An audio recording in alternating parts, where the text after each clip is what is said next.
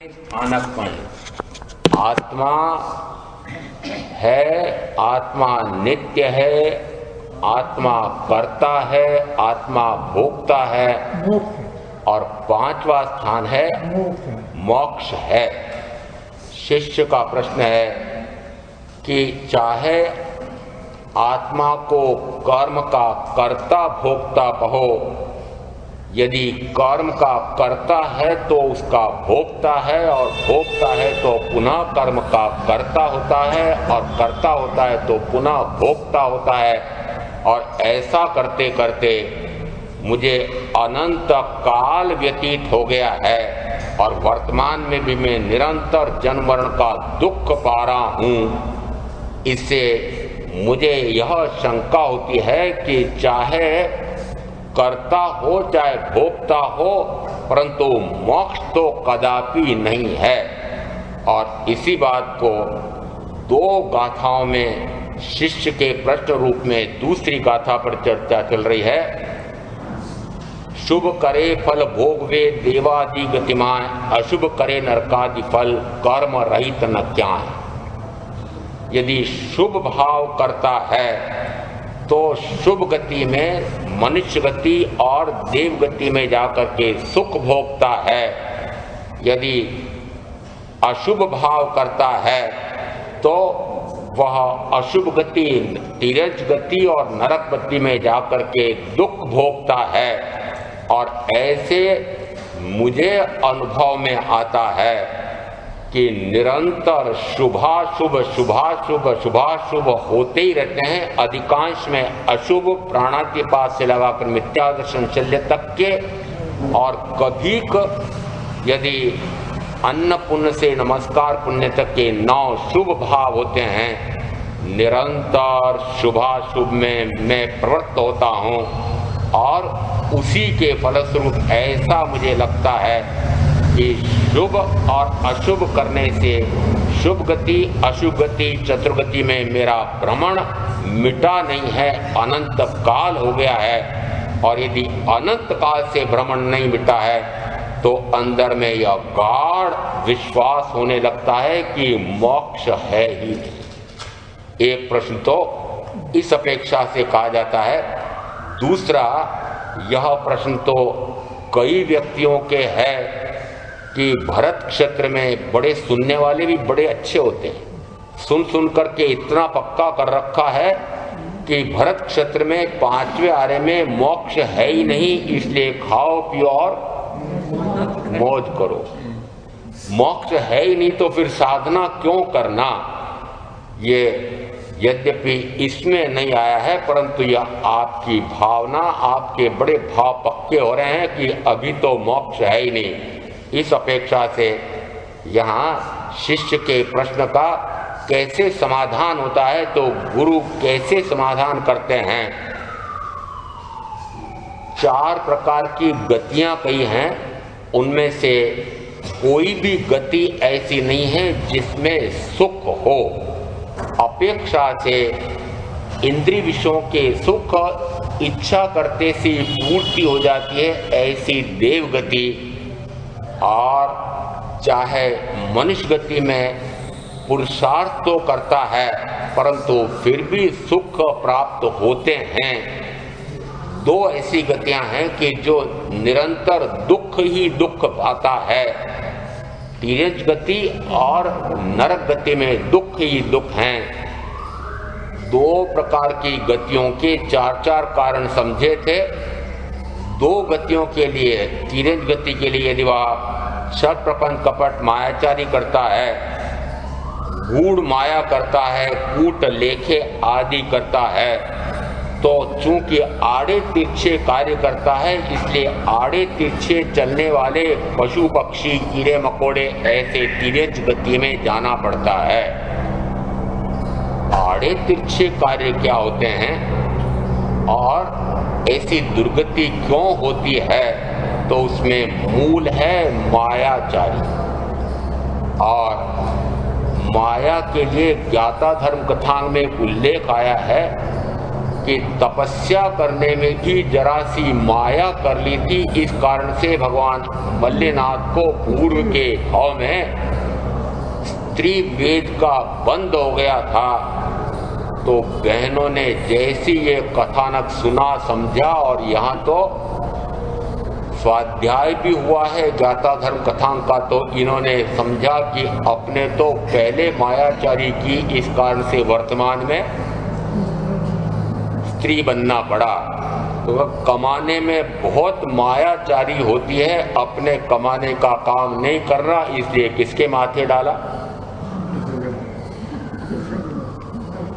अरे आप भाइयों के माथे डाला। इन्हें कहा रे ये धन कमाने के लिए, और आजकल विशेष तौर से कि वर्तमान काल आर्थिक युग ऐसा है कि बिना मायाचारी के कमाई नहीं होती है। आजीविका तो हो सकती है, पर कमाई क्या होती है? ये लाखों करोड़ों की अरबों की कमाई तो बिना मायाचारी के होती नहीं है। इसलिए ये मायाचारी करके कमाने का काम यदि पुरुषों के माथे डाला है, तो अब जो इस प्रकार से मायाचारी कर रहे हैं वो समझ लेना कि पंक्ति इधर की बजाय इधर हो जाएगी। इधर हो जाएगी। महाराज हम ऐसे छल प्रमाण थोड़ी करते हैं। मैंने कहा यदि वो कूट लेखे हैं, कूट साक्ष्य लेखन है, यदि झूठी गवाही साक्षी देना है, ये सारे कौन से कार्य हैं? वहाँ तो मात्र यदि कूड़ा तोल कूड़ा माप उसको भी यदि उसमें सम्मिलित कर दिया है, तो झूठे नाप तोल भी उसमें आ गए हैं। तो अब तो न जाने कितने प्रकार के क्या क्या कांड गबन होने लगे हैं। ये सारे मायाचारी के कार्य हैं। और ऐसा करने वाला कहाँ जाता है? तो एक तो अपेक्षा से ज्ञाता धर्म के सांग साक्षी देता है कि स्त्री वेद का बंद पड़ता है। दूसरा कहा गया है तिर्यंच गति का स्थानांक सूत्र के अनुसार बंद पड़ता है। एक और नरक गति के 4 कारण दिए हुए हैं। ये 4 कारण स्थानांक सूत्र के 4:1 में आए। यदि वह मद्य मांस का सेवन करता है, पंचेंद्रिय जीवों की घात उपघात करता है। दुख विपाक सूत्र में 10 अध्ययनों में ये इन 2 के संदर्भ से 3 अध्ययन, यहाँ तक कि 5 अध्ययनों में अप्रत्यक्ष में इन दोनों बातों का उल्लेख आया है। और ऐसा कह करके कहा कि यदि इस प्रकार से ये 2 कारण जिसके हैं, तो कहाँ तक जा सकता है कि ठेठ 7वीं नारकी का बंद कर देता है। और 7वीं नारकी का तीव्रतम दुख भोग करके वह कच्छ मच्छ तिर्यंच पंचेंद्री बनता है। पुनः 6ठी नारकी, पुनः कच्छ मच्छ, पुनः 5वीं नारकी करते करते कितना भव, कहते हैं अनंत भव भ्रमण करना पड़ता है। ऐसा यह मद्य मांस का सेवन। महाराज हमें क्यों कह रहे हो? आप तो हो सकता है सारे के सारे इससे अछूते होंगे, परंतु अप्रत्यक्ष में लग रहा हो तो अप्रत्यक्ष में कहाँ से लग रहा? हमें तो ऐसा कुछ नहीं है। तो मैंने पूछा भाई ये आप अंग्रेजी औषधियाँ लेते हैं, उसमें अल्कोहल होता है क्या? होता है। विशंबर दयाल जी कहते हैं होता है, इसका सब मान लेना चाहिए। अल्कोहल क्या कहलाता है, किससे बनता है?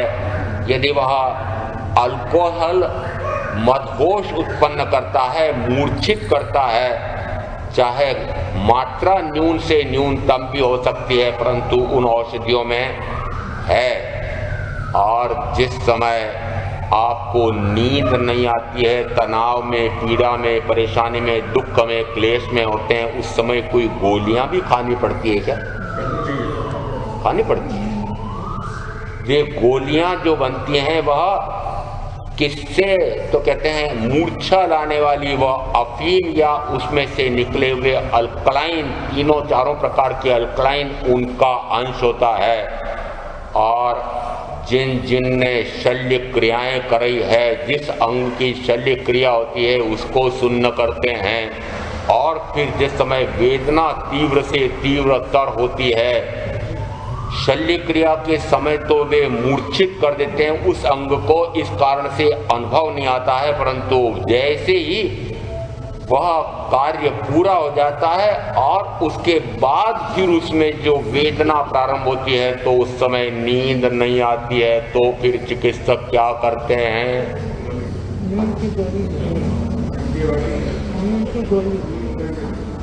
अरे वह अल्कलाइन मिले हुए इंजेक्शन लगाते हैं और अन्य अन्य प्रकार की औषधियां देते हैं कि जिससे रोगी को नींद आ जाए। मेरा भी अनुभव है, जिस समय इस घुटने में चीर फाड़ हुई थी तो चीर फाड़ होने के पहले रीढ़ की हड्डी में एक इंजेक्शन लगाया। हम ये नीचे नीचे का भाग शून्य कर देते हैं।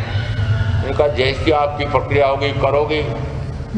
जैसे ही उन्होंने शून्य किया उसके बाद मैंने कहा उन्हें कि शल्य क्रिया करने के बाद मुझे मूर्छित करने की, नींद की कोई भी औषधि मत देना। तो वे डॉक्टर सक्सेना कहते हैं महाराज ऐसा क्यों? मैंने कहा मैं बहुत डींगे हाँकता हूँ प्रवचन कक्ष में।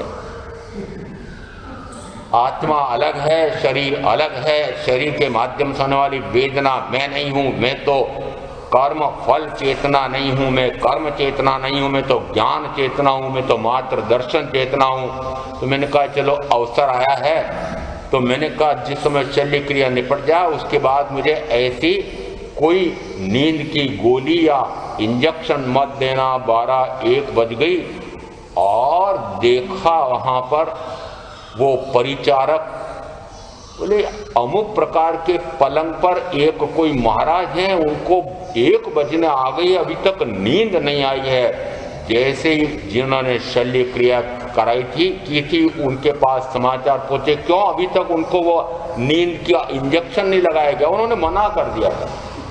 उनको कहना महाराज आपकी साधना आपके धर्म स्थान पर करते रहना, अभी तो हमारे अनुसार चलना पड़ेगा। आपने कभी प्रयोग किए क्या ऐसे कि इस प्रकार से ये नींद की जितनी भी औषधियां होती हैं, जिस समय सेना के योद्धा हताहत होते हैं तो जो इस प्रकार से घायल हो जाते हैं उस समय जो इंजेक्शन लगते हैं वे कौन से होते हैं कि वे अफीम या उसमें से निकले हुए अल्कलाइन में से बनते हैं। ये सारे क्या हैं? मूर्छा लाने वाले। आप तो अछूते हैं ना? नहीं। इसका अर्थ है कि मद्य का सेवन आपके भी है। बचें कैसे? तो कि बचने के लिए उपाय करो कि इस प्रकार की औषधियां लेनी ही ना पड़े, ऐसा मेरा आचार विचार मर्यादाएं हो, ऐसा आहार हो तो ऐसा ही करना ही ना पड़े। दूसरा, मांस के लिए कहा जाता है कि जैन सभाओं में तो मांस की बात करनी ही नहीं चाहिए, परंतु फिर भी इसलिए करनी पड़ती है कि पूरा एक दुख विपाक सूत्र है, उसमें इतना वर्णन आया है। तो भगवान महावीर ने भी तो समूह शरण में इस प्रकार के कथानक, इस प्रकार की घटनाएं कही होंगी कि भाई ऐसे 5 इंद्रियों के जीवों की घात उपघात करके और फिर आप किसी वस्तु का सेवन करते हैं तो निश्चित है कि वह नरकगामी होता है। यदि आप ऐसे कोई भी मांस का सेवन तो नहीं करते हैं, परंतु यदि आपके किसी भोजन में इस प्रकार का अंश हो तो आपको पता है? पता नहीं है। जिस समय अब तो बड़े चतुर हो गए सुन करके, बच्चे का, बेटे पोते का जन्मदिन हो, अब तो अपना भी हो, तब भी संध्या को है? क्या काटते हैं? काटते हैं। लो, पहले तो शब्द है कि काटते हैं। हमारे यहाँ बहनों में इतना विवेक था कि बहू को, बहन को कहती थी ये सब्जी साफ कर दे, संवार दे, काट दे, ऐसा बोलते थे। क्यों?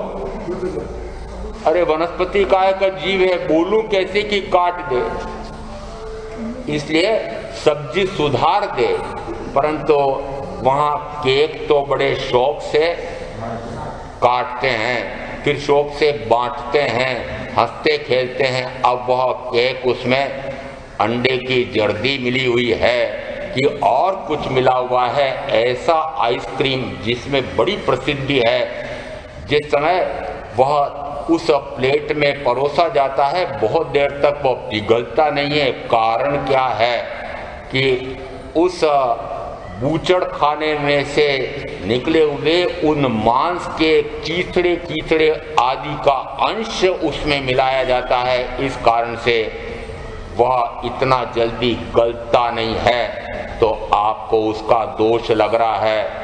दूसरा, यदि बर्फ का उपयोग बढ़िया से बढ़िया मिठाइयों पर लगा हुआ हो तो उसको भी ऐसे बेलों की आंतों से बने हुए ऐसे थैलों में, प्रत्यक्ष मैंने भी हैदराबाद में देखा था कि वे ऐसे बनाने वाले उनमें ऐसे छोटे छोटे सोने के चांदी के टुकड़े रख करके कूट करके तो उसमें उन बैलों की बछड़ों की आंतों के अंश आ जाते हैं, और उसका बर्फ लगा करके यदि मिठाइयों का सेवन करते हैं, भेंट देते हैं, तो अंश में तो आपको भी दोष लगा है। और यदि कुछ इस प्रकार से कुरकुरे बिस्कुट हों और उसमें यदि कोई अंडे की जर्दी मिली हुई है, तो आपको पता है क्या, बड़े शौक से बेकरी की वस्तुएं, आजकल तो कहते हैं बहनों को रोटी बनाना आती नहीं है, इसलिए उनको वह फुलके बनाना कैसे करें, तो फुलके की बजाय फूला हुआ एक रोटा लाते हैं। फूला हुआ रोटा कोई सा है? अरे डबल रोटा, वो डबल रोटा क्या कहते हैं, पता नहीं क्या कहते हैं। हाँ, अरे वो डबल रोटा बोलो ना उसको। जिस समय ऐसा खरीद के लाते हैं, फिर उसको बड़े तरीके से काट करके और फिर सैंडविच बनाना है, फिर वो पकोड़ा बनाना है, और उसमें पता है आपको कि फफूंद उठाने के लिए एक यीस्ट नाम का पदार्थ उसमें डाला जाता है, और उसमें असंख्यात जीवों का पुलंदा होता है, और उसके बिना फफूंद उठती नहीं है, और उसी से वह इस प्रकार से वो फूल करके ऐसा बेकरी की जितनी वस्तुएं बनती हैं वे सारी इसी प्रकार की बनती हैं। और फिर कुरमुरा बनाने के लिए उसमें और न जाने क्या क्या अंडे के अंश मिलाए जाते हैं, पता नहीं है। जो आप एलोपैथी अंग्रेजी पद्धति की औषधियां लेते हैं उसमें जड़ी बूटी की औषधियों को छोड़ें, अन्यथा उसमें भी न जाने कितने जीवों की हिंसा होती है। साथ में यदि उनका परीक्षण करना हो तो कितने ही ऐसे पंचेंद्रीय जीवों का घात उपघात होता है। पहले उनको खिलाई जाती है कम मात्रा में, फिर अधिक मात्रा में, और अधिक मात्रा में छोटे, तो चाहे वे छोटे चूहे हों, चाहे बिल्ली हों, कुत्ते हों, और आगे अधिक से अधिक बंदरों का शरीर मनुष्यों से अत्यधिक मिलता है। इसलिए बंदरों को इस प्रकार से जिस समय ये औषधियों को पहले खिलाया जाता है तो वे मूर्छित हो जाते हैं, मर जाते हैं। उनमें की परीक्षित औषधियां आपको तो लेनी ही नहीं पड़ती है। चुप कैसे हो गए? लेनी पड़ती है कि नहीं? लेनी पड़ती है। आजकल तो घर में भी ऐसी एक अलमारी होती है कि औषधियों से भरी रहती है, और मुझे कहते हैं महाराज, हमने तो आप साधु साध्वियों के यहाँ पर भी अलमारी का एक खंड, एक थैला तो ऐसी औषधियों का देखा है। यदि ऐसी औषधियाँ, ऐसी आपकी प्रसाधन की सामग्रियाँ जो इस प्रकार से आप उपयोग में ले रहे हैं, ये इन पशु पक्षियों पर पहले परीक्षित होती हैं और फिर प्रामाणिक हो जाती हैं कि इनको हानि नहीं हो रही है, न्यूनतम हो रही है, तब मनुष्यों के उपयोग के लिए, खाने के लिए दी जाती है। वहाँ पर ऐसे मांस का दोष लगता है, पंचेंद्रीय जीवों की घात उपघात का भी दोष लगता है।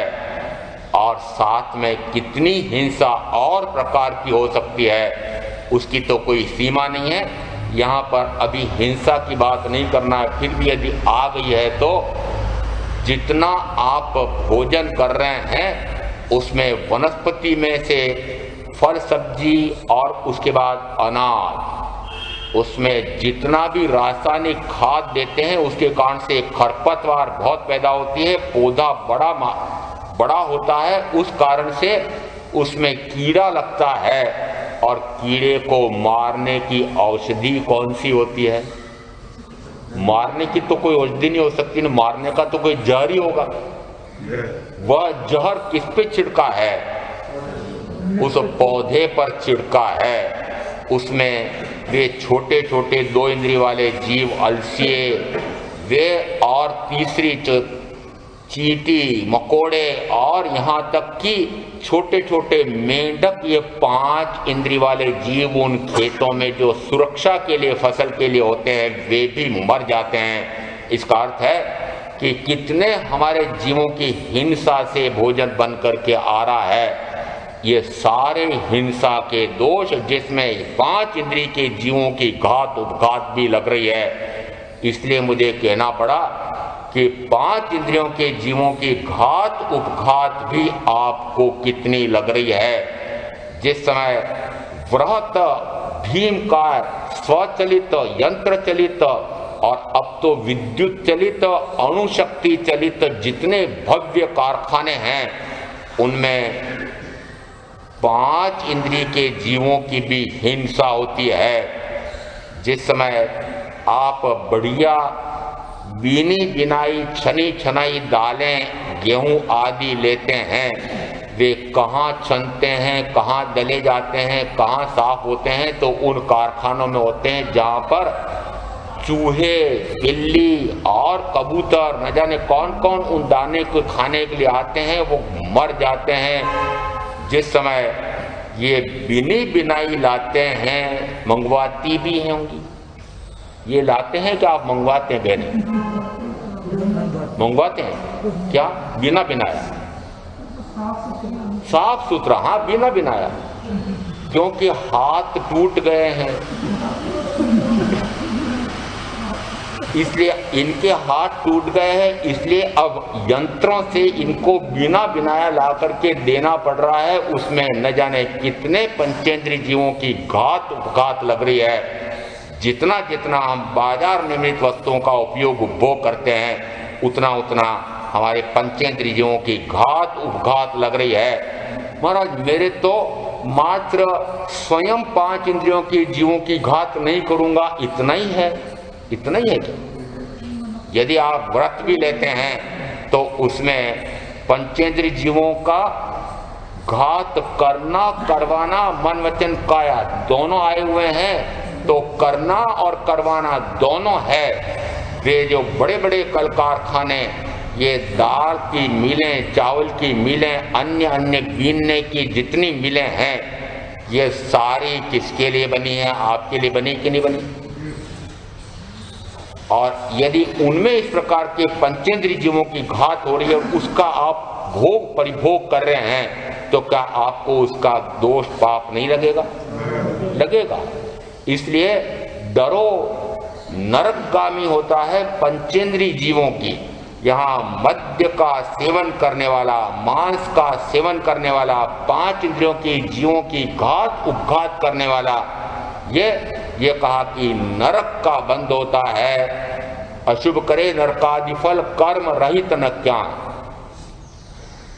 आगे इसमें कहा 2 और हैं। चलो आपको मान लें कि आप बचे हुए हैं बेटे पोतों का, तो मुझे पता नहीं, आपके बेटे पोते न जाने कहाँ कहाँ बड़े विद्यालयों में और बड़े से बड़े महा और विश्वविद्यालयों में, देश विदेश में जब पढ़ते हैं, और उस समय यदि उनको कभी योग संयोग से साधु साध्वी का समागम हो जाए और पता लगे कि मंगल पाठ सुनने आए हैं, तो कहा महाराज ने कि भाई अमुक अमुक का त्याग रखना।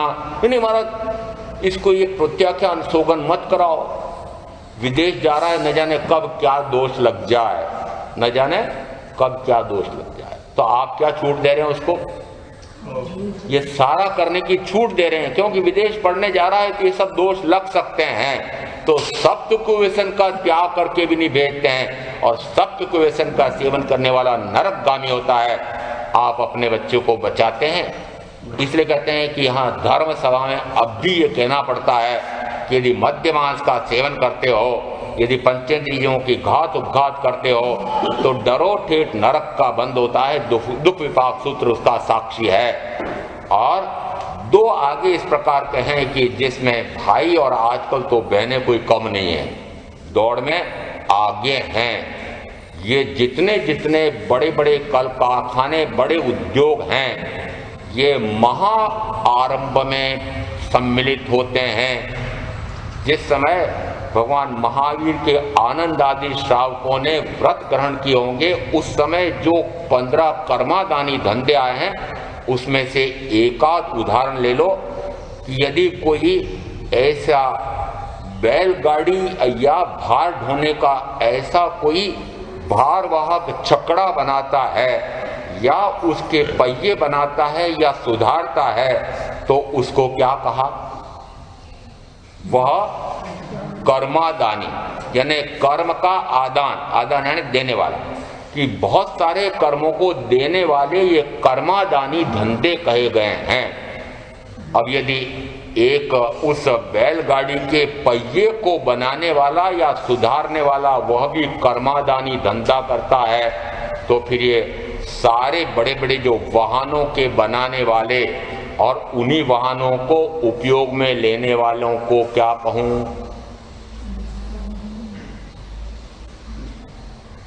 संख्या जगह नहीं मिलती है। जैसे ही प्रवेश करो दरवाजे में तो दोनों तरफ कारें कितनी खड़ी है। यदि मकान कोठी, मकान कहना तो अशोभनीय है आजकल। कैसा है महाराज, क्या कहते हो आप भी? गांव से आए हो क्या? हमारा कोई मकान है, हमारी तो कोठी है। तो मैंने कहा उस कोठी में या कोठी के बाहर साजो सामान तो देखो कि कितने हैं। यदि घर में रहने वाले 4 सदस्य हैं तो 6 गाड़ियां पड़ी हुई हैं। ये जितने जितने वाहन बन रहे हैं, ये कौन से कल कारखानों में बन रहे हैं, और कितने जीवों की घात उपघात लग रही है, और कितने कर्मादानी धंधों से ये सारी वस्तुएं आ रही है। जितनी जितनी हम इस प्रकार की विलासिता की वस्तुओं का भोग उपभोग कर रहे हैं, उसमें सारा महाआरंभ लग रहा है, और महाआरंभ से जो वस्तु आ रही है उसका भोग करने वाला वह भी महाआरंभी माना जाता है। तो चाहे वह स्वयं उत्पादित करता हो, चाहे वह उत्पादित वस्तु का भोग परिभोग करता है, या अभी जैसे भोग परिभोग करता में साथ में कहा कि बहनें फिर भी अभी अधिकांश में ऐसे महाआरंभ से बचे हुए हैं। बची हुई हो? यदि आप प्रेरणा देते हो तो महाराज हम प्रेरणा नहीं देते हैं। अरे प्रेरणा तो नहीं देते हो, परंतु ये तो सोचते हो कि मेरे देवरानी जेठानी बहन के पड़ोसन के इतना बढ़िया वाहन करोड़ रुपए का 50 लाख का आ गया है, ये क्या खटारा 5-6 लाख का ले रखा है। जैसे ही ऐसा कहा वैसे ही वह 50 लाख की 1 करोड़ की कार का आपके भी आरंभ परिग्रह भाव में बैठा हुआ है। चाहे वह वर्तमान में आपके पास द्रव्यतः नहीं है, परंतु भाव में बैठा हुआ है कि मेरे भी ऐसी कोठी हो जाए। किसके? क्यों? तो मेरे अभी ये 70 वर्ष पुराना, जिस समय पिंडी से आए थे, पिंडी काय की पिंडी हो, घाट की पिंडी कहते हैं, रावल पिंडी, पिंडी सुना था कि जिस समय पिंडी से आए थे उस समय जो मकान बना था, अब देखो ये 5-5 मंजिलों के ऐसे ऐसे 50-50 करोड़ के जो भवन बन रहे हैं, कोठे बन रहे हैं। कोठे तो दूसरे के लिए आता था, भूल गया मैं। कोठी बन रही, परंतु वो अलग अलग जो 5 तले होते हैं, इसलिए वो फिर अलग अलग कोठे कहना पड़ेगा, परंतु शब्द बड़े खराब है। कोठा शब्द कुछ और जगह का है। तो जिस समय ऐसे कोठियां बनाते हैं, देखते हैं वो इसके इतना भव्य बन गया है, तो मेरे भी बन जाए, इसका कारखाना इतना बड़ा हो गया है तो मेरा भी ऐसा हो जाए। यदि वर्तमान में आपका आरंभ इतना नहीं है, वर्तमान में आपका परिग्रह इतना नहीं है, परंतु भाव में बैठा हुआ है कि मैं भी करोड़पति अरबपति ऐसा कारखाना लगा लूं कि हो जाऊं, महाआरंभी और महापरिग्रही। दो कारण कौन से दिए आगे? यदि महाआरंभ है और महापरिग्रह है तो फल कहां तक दे रखा है? ठेठ 7वीं नारकी का बंद पड़ता है। स्थानांक सूत्र के 7वें स्थान में कहा ये 7वीं नारकी में जाते हैं। महाआरंभ और महापरिग्रह, चाहे द्रव्यता हो, चाहे भावता हो, चाहे उसका भोक्ता परिभोक्ता हो, ये सारे इस प्रकार से शुभ करे फल भोगवे देवादि गतिवान, अशुभ करे फल भोगवे। यहाँ अशुभ करे तो कहा जाता है कि नरकादि फल कर्म रहित न ज्ञान, और इस प्रकार से कर्म से रहित कोई भी नहीं है। और प्रत्यक्ष अनुभव में आता है कि करोड़ों मनुष्य, अरबों मनुष्य इस प्रकार से निरंतर संसार में भ्रमण कर रहे हैं और अनंत जीव भ्रमण कर रहे हैं। यदि मोक्ष होता तो ये मुक्त क्यों नहीं होते? और दूसरी बात, फिर कभी ऐसा उपदेश सुनने को मिल जाए, महाराज यदि संसार नहीं चलाएंगे तो फिर संसार का क्या होगा? आपको किसकी चिंता है? मैं यदि संसार छोड़ करके दीक्षा ले लूंगा और ऐसे सभी ले लेंगे, देखो आगे क्या कहते हैं, यदि सभी ले लेंगे तो मोक्ष में तो बहुत जगह है, परंतु ये संसार खाली हो जाएगा, इसलिए हमें तो संसार खाली नहीं करना। मैं कहता हूं भाई, अभी तक अनंत 24 यानी अनंत तीर्थंकर हो गए हैं, तब भी यदि पृथ्वी खाली नहीं हुई है तो क्या मेरे उपदेश से खाली हो जाएगी? है? इसका अर्थ है कि चाहे कितना ही उपदेश तीर्थंकर परमात्मा जैसे देते हैं, तब भी बोध लगता है। जिसको लगती है उसी को लगती है, और वही उछल करके ऊपर जा सकता है। अन्यथा तो वह निरंतर वह शुभाशुभ करके कभी शुभ गति में कभी अशुभ गति में, ऐसे चतुर्गति के चक्र में निरंतर फंसा रहता है। ऐसा जो कि अनुभव आ रहा है शिष्य को।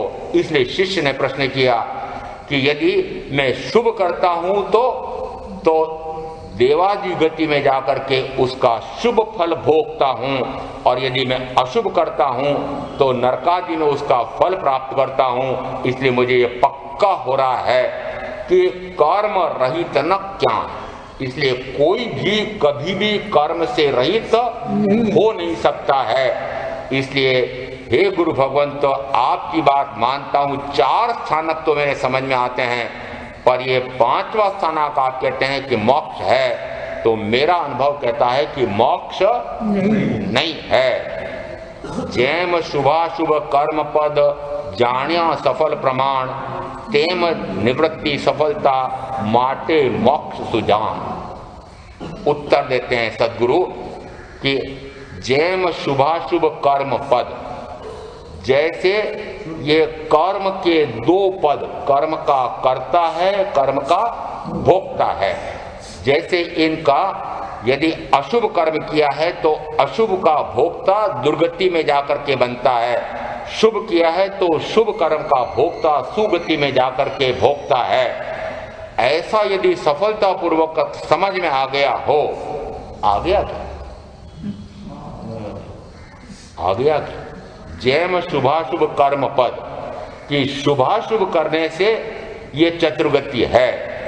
जैम शुभाशुभ कर्म पद जाण्या सफल प्रमाण, यदि यह प्रमाणित हो गया है कि शुभ करने से शुभ गति और अशुभ करने से अशुभ गति और इसी कारण से चतुर्गति है, तो फिर आगे उपदेश की आवश्यकता है।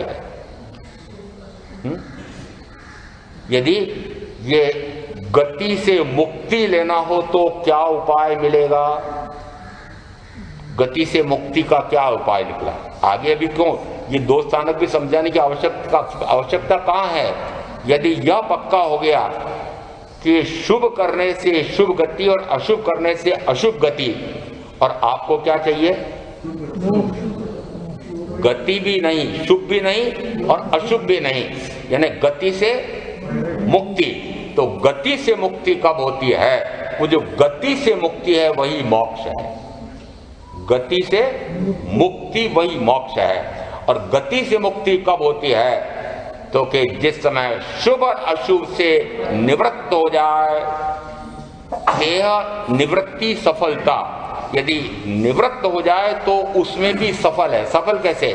कि निवृत्त हो जाए तो जानिया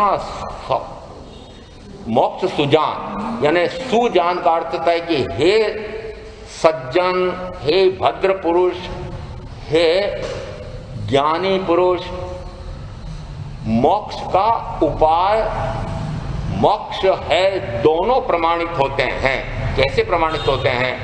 कि शुभ और अशुभ से जिस समय परे होते हैं उस समय वही मोक्ष है। शुभ से और अशुभ से, दोनों से परे कब होते हैं? 14वें गुण स्थान के अंत में होंगे।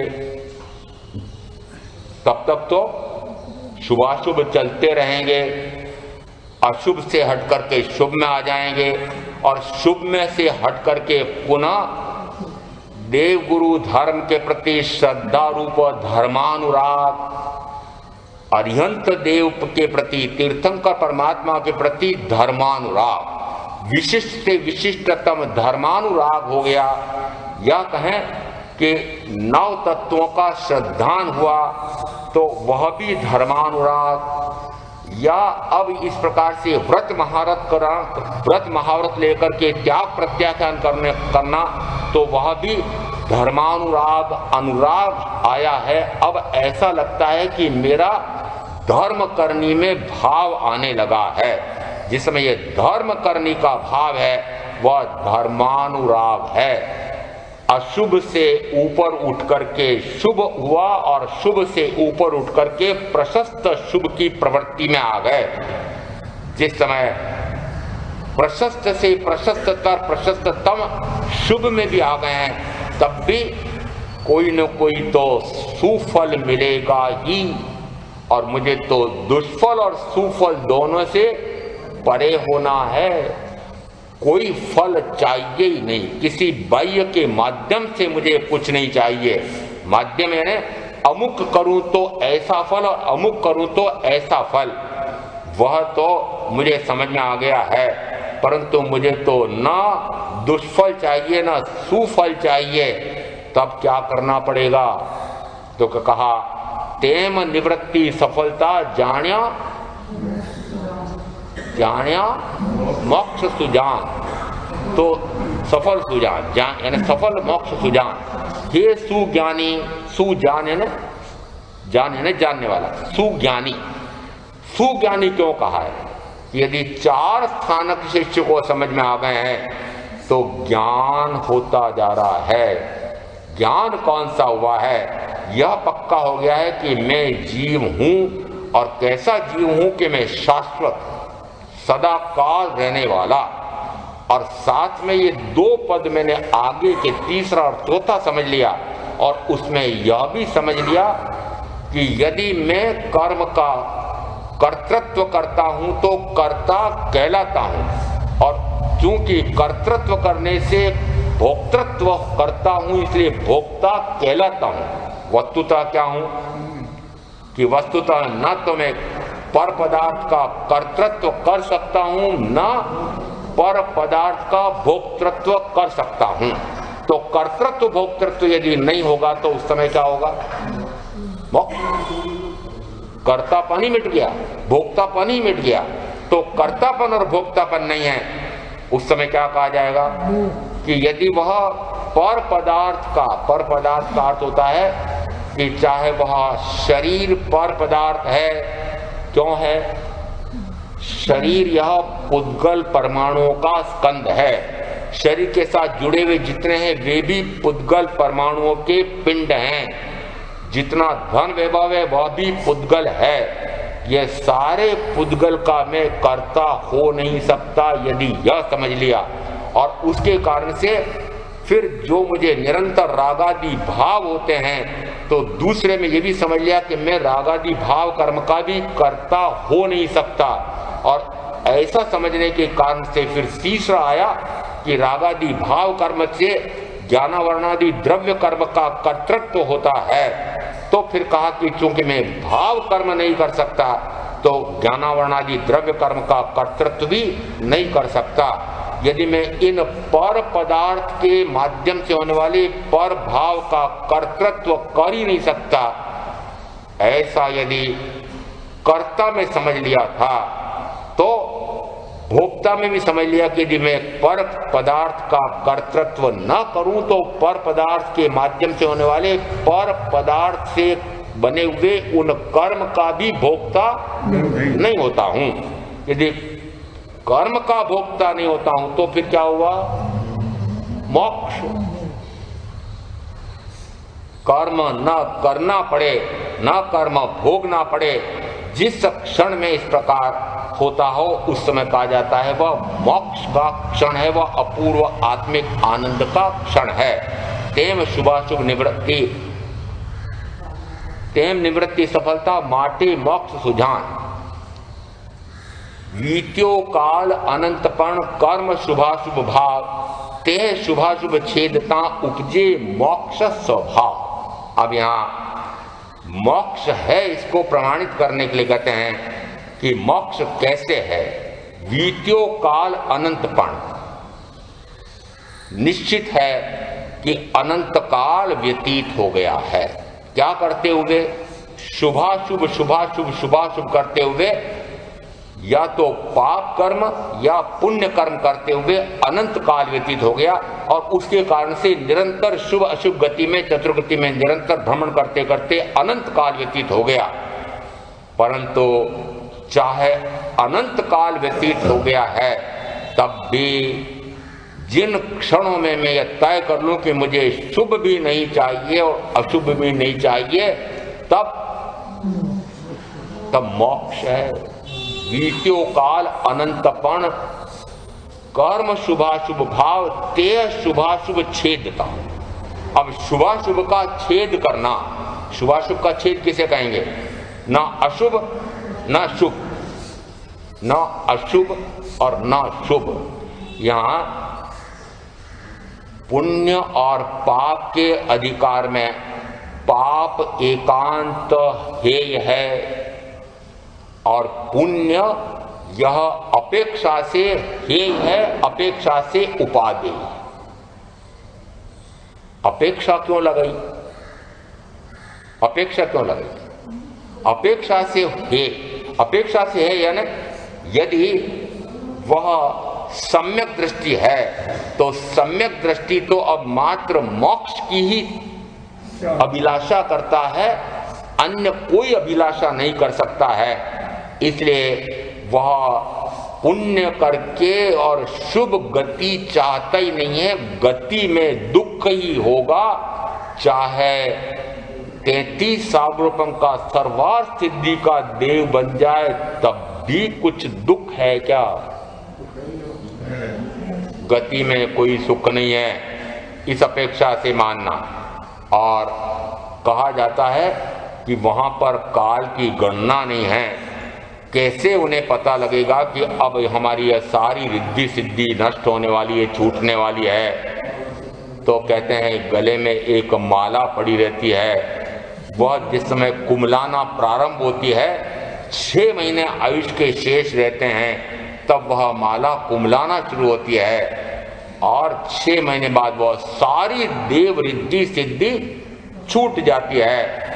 और यदि रिद्धि सिद्धि प्राप्त हुई हो उस समय उन्हें क्या हो रहा है उसका तो मुझे पता नहीं, परंतु आपको जिस समय रिद्धि सिद्धि प्राप्त होती है तो आपको कैसा लगता है? अच्छा लगता है?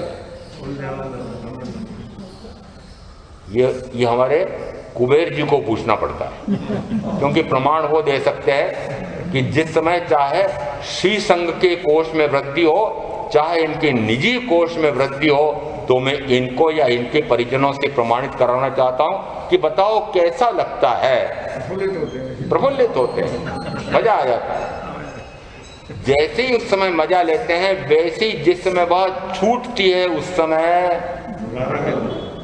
समय हाय विला, ये सारा छूट रहा है। तो यदि आपको इतनी सी रिद्धि सिद्धि छूटने में भी हाय विलाप होगा, तो फिर देवों की इतनी रिद्धि सिद्धि छूटती है तो क्या उनको उस समय छूटने का दुख नहीं होगा?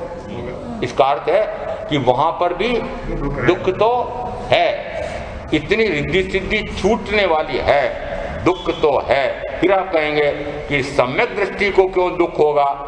अरे सम्यक दृष्टि को भी जितने अंश में उसका कर्मांश बचा है उतना तो उसे भी बाह्य अपेक्षा से दुख का वेदन होता है। अभी पूर्ण ज्ञानी हुए नहीं है, पूर्णदर्शी हुए नहीं है, अभी वे मात्र चौथे गुण स्थान पर हैं। चाहे पूर्व के भाव में क्षायिक सम्यक दर्शन ले लिया, चाहे इतनी साधना कर ली कि इतने कर्मों की निर्जरा हो गई कि एक अंतर्मूर्त और आत्मा में निरंतर रमणता हो जाए, तो केवल ज्ञान केवल दर्शन लेकर के मोक्ष चले जाएं, और इतना सा पुरुषार्थ कम रह गया, इसलिए ये उच्च से उच्चतर और यहाँ तक कि अनुत्तर और अनुत्तर में भी सर्वोत्तम सर्वार्थ सिद्धि में भी देव बन जाए, तब भी कुछ कर्म का अंश रह गया है, और उस कारण से उतना दुख उन्हें भी है।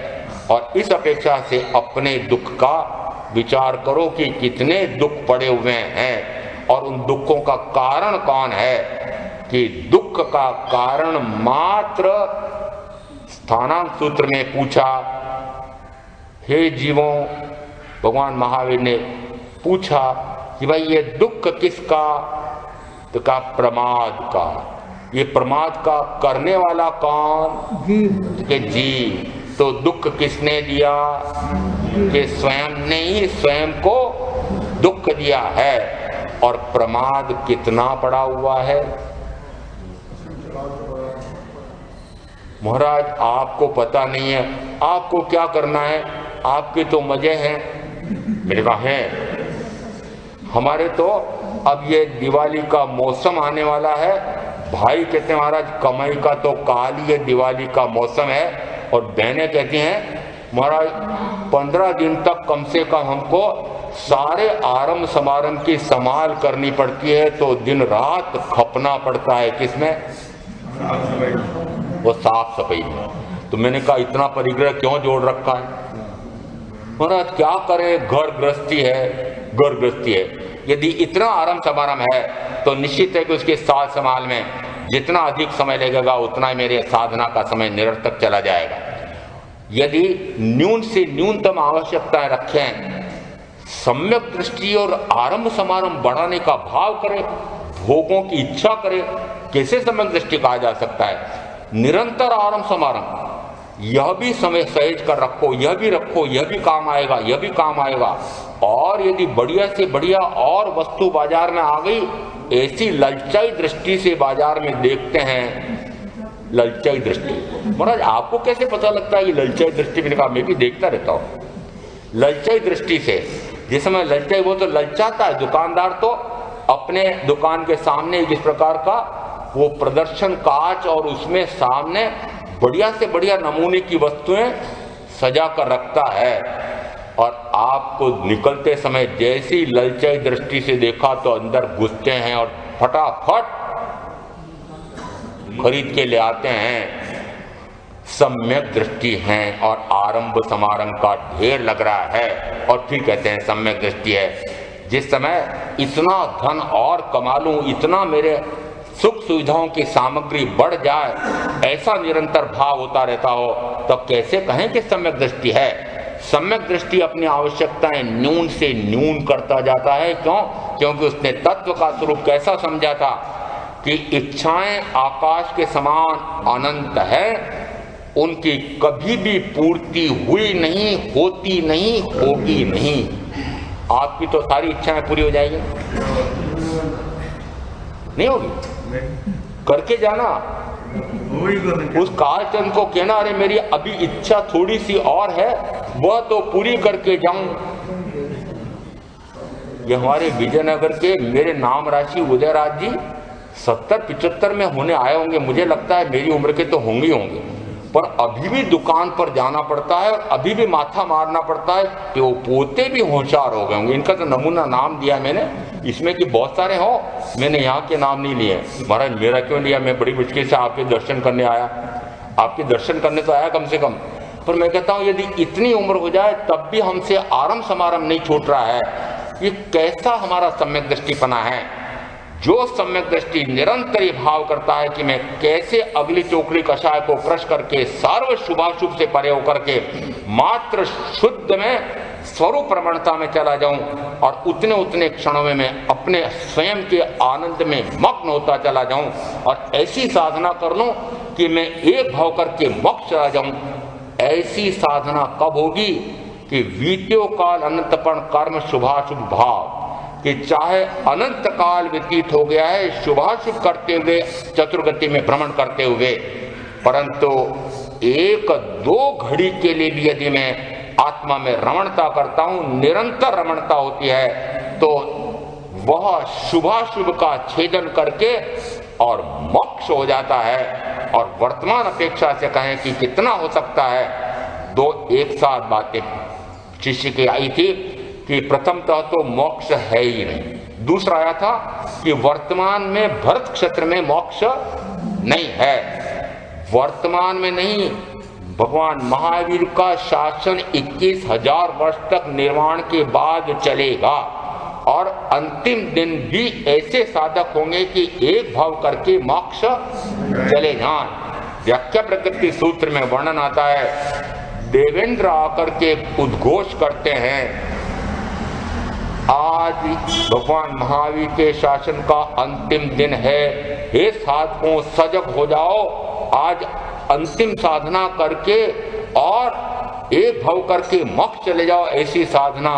तो उस समय भी एक साधु, एक साध्वी, एक श्रावक, एक श्राविका, ऐसे 4 भव्य जीव एक भाव करके मोक्ष चले जाएंगे, ऐसा आगम कहता है। इसका अर्थ है कि वर्तमान में भी कितनी साधना हो सकती है, यदि अनंत भाव से गिने तब भी कितने भाव में?